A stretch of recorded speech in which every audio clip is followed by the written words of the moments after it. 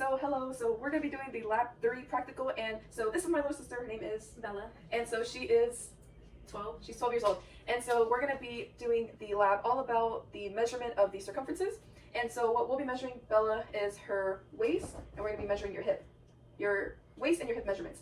And so when we're measuring your waist, we're going to be measuring the level from your umbilicus, which is like your belly button, and to like your xiphoid process, which is like where your sternum is at. There's like a bone. So that's going to be the first thing we're going to measure. And then the second thing we're going to measure, it's like your hip circumference, which is like around like your gluteal area.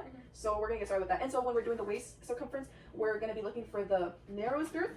And then when we're doing the hip, we're going to be looking for the widest girth. Okay, so can you point me out here? We can step a little more front. So can you point me out your belly button, where it's at, and then your xiphoid process, which is the bone right here. Okay, so put your hand right there, nice. And then we're going to do it from the side so that we can have like a leveled out space of measurements. And so we're going to be measuring it in the centimeters. And so I'm going to wrap this around. Let's see. And then we have to level this out. This is in centimeters, correct? Yes, okay. And so let's see. Right here. Okay, that looks, and we don't want to do this too tight. Okay. This is at 80. Let's see. This is like 87. So we're gonna drop that down. Drop that down right here on a Google Doc. Waist circumference 87.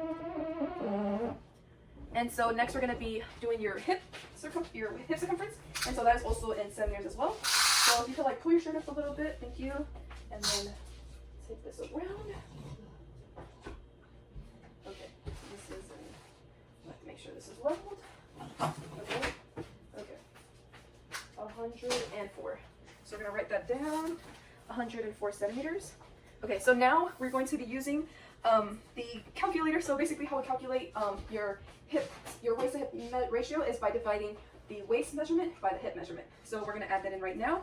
So we said that your waist measurement was 87 centimeters, and then we said that your hip is 104. So your waist to hip ratio is 0.84. And so men should typically aim for a ratio of less than 1.0, and for women should stay below 0.8. So you're like right on that line. Yeah. Okay, so after getting your measurements, we conducted that your waist to hip ratio is 0.8. In which, as you mentioned, that for women it is important that they stay below 0.8. And you may ask, so what does the measurements have to do with like my health? And so the reason for that is recent research has found a strong correlation between a person's waist to hip ratio and the risk of a heart attack. So it's a good interpreter for one's health.